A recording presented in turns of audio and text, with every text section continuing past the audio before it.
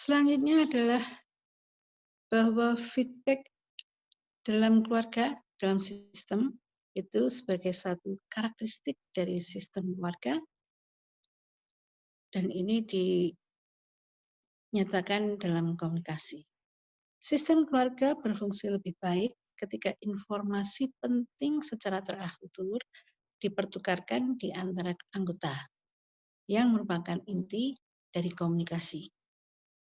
Positive feedback atau umpan balik positif dalam keluarga dimaksudkan untuk menciptakan perubahan, sedangkan negatif feedback atau umpan balik yang negatif dirancang untuk meminimalkan perubahan dan menjaga agar segala sesuatunya tetap sama. Umpan balik dapat datang dari keluarga, anggota keluarga, atau dari orang di luar keluarga. Positif dan negatif tidak berkonotasi dengan penilaian baik atau buruk, atau menunjukkan apakah sesuatu perubahan baik atau buruk, melainkan apakah perubahan terjadi dalam sistem atau tidak. Singkatnya, keterbukaan untuk berubah adalah konsep kunci dalam kerangka sistem keluarga. Jadi tentang komunikasi, karena ada positif dan negatif feedback, intinya tentang feedback ini akan berkaitan dengan apakah keluarga itu dapat berubah atau tidak berdasarkan umpan balik entah dari anggota keluarga atau dari orang di luar keluarga. Misalnya ada yang mengatakan, silakan untuk konsultasi terkait dengan masalah keluargamu. Kalau misalnya pasangan atau keluarga itu setuju, maka akan terjadilah konsultasi itu dan itu akan mengarahkan perubahan. Tapi kalau mereka tetap, untuk apa konsultasi, kami baik-baik saja, begitu, berarti itulah yang namanya negative feedback. Oke.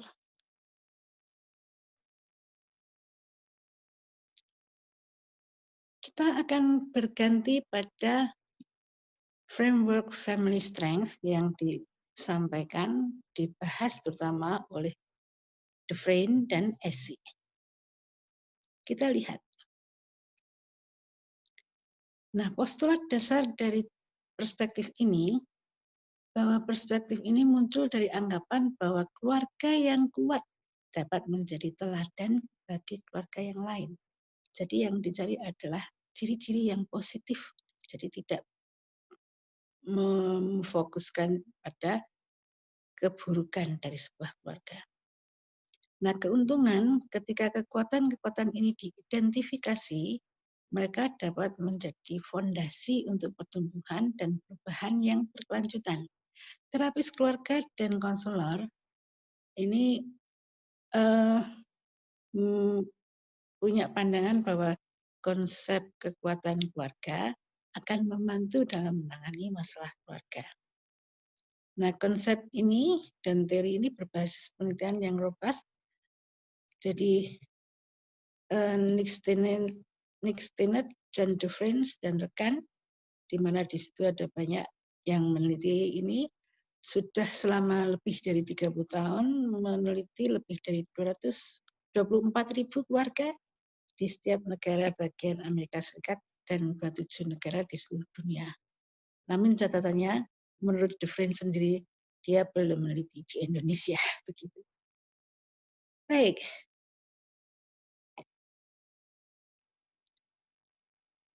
Nah, menurut Family Strength Framework ini, ada beberapa karakteristik yang pantas diajukan, ini dari temuan-temuan dari penelitian tadi. 6 karakteristik itu adalah ada appreciation and affection, kemudian ada commitment, positive communication, enjoyable time together, spiritual well-being, dan ability to manage stress and crisis. Nah, appreciation dan affection itu bahwa orang-orang dalam keluarga yang tangguh sangat peduli satu sama lain dan mereka memberitahu kepedulian itu secara teratur. Orang dalam keluarga disfungsional cenderung lebih berfokus pada hal yang negatif. Begitu. Sementara komitmen, anggota keluarga yang kuat umumnya menunjukkan komitmen yang kuat satu sama lain,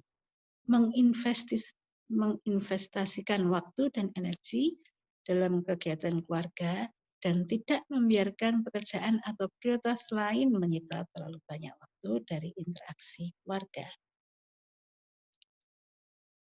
Ini dua hal yang pertama. Kita lanjut dengan positive communication. Mengidentifikasi masalah dan mendiskusikan dan cara mengatasinya ya.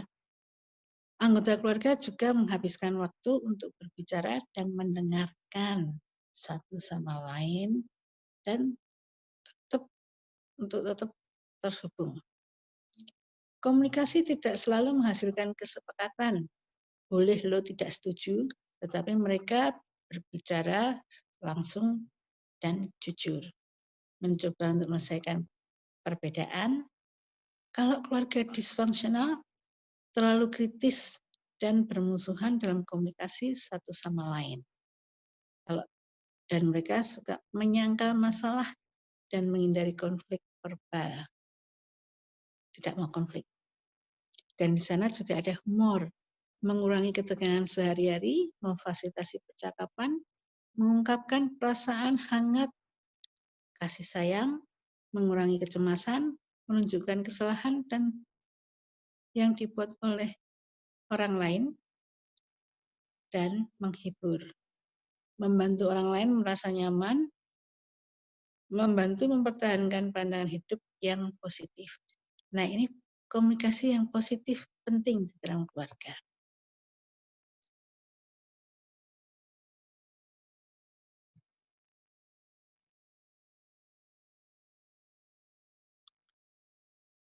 Enjoyable time together adalah satu karakteristik bahwa kenangan indah dihasilkan dari waktu berkualitas yang dihabiskan bersama dalam jumlah yang cukup banyak. Jadi waktunya cukup banyak ya. Kebahagiaan seringkali berpusat pada aktivitas yang dibagikan. Jadi aktivitas bersama-sama. Waktu bersama yang menyenangkan seringkali berpusat pada aktivitas sederhana yang tidak menghabiskan banyak uang. Misalnya makan bersama. Makan bersama itu tidak harus di luar rumah loh ya. Makan bersama di rumah, membantu pekerjaan rumah misalnya dan membereskan pekarangan, rekreasi di luar rumah mungkin, termasuk berkemah, bermain tangkapan dan permainan pekarangan lainnya misalnya menggunakan kanu, hiking dan piknik, tapi itu bisa dilakukan bersama-sama seluruh keluarga. Sementara spiritual well-being tentang iman kepada Tuhan, harapan atau optimisme tentang hidup, merasakan kesatuan dengan dunia. Istilah-istilah keagamaan menggambarkan cinta yang mereka rasakan satu sama lain sebagai sakral. Nah, ini adalah tentang spiritual. Kesadaran spiritual dapat menjadi pusat perhatian dalam setiap individu untuk berbagi cinta dan kasih sayang.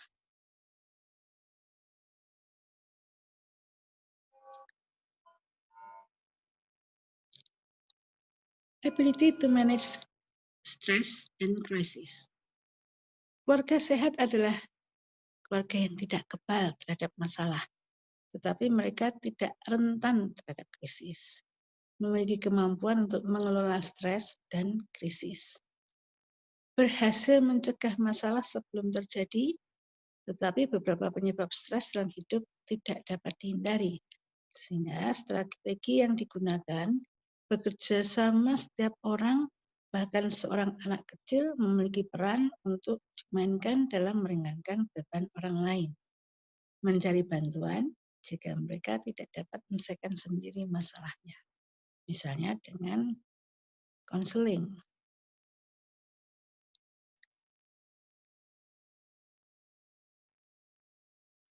Oke, itu tadi adalah family strength dan kita lihat sekarang bagaimana dengan framework family development. Ini dikemukakan oleh Evelyn Duval dan Rubenhel.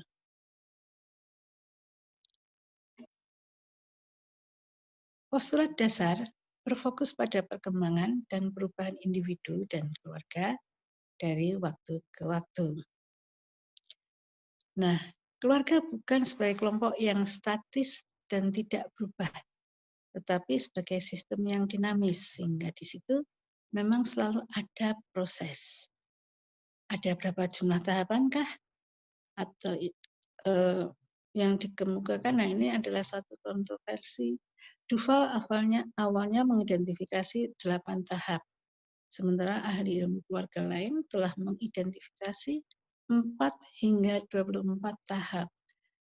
Jumlah tahapan dan kerumitan tahapan yang ditumbang tindih ini meningkat ketika ada lebih dari 1 anak atau ketika pasangan bercerai dan salah satu atau kedua pasangan menikah lagi, sehingga tahapan-tahapan ini menjadi sangat bervariasi.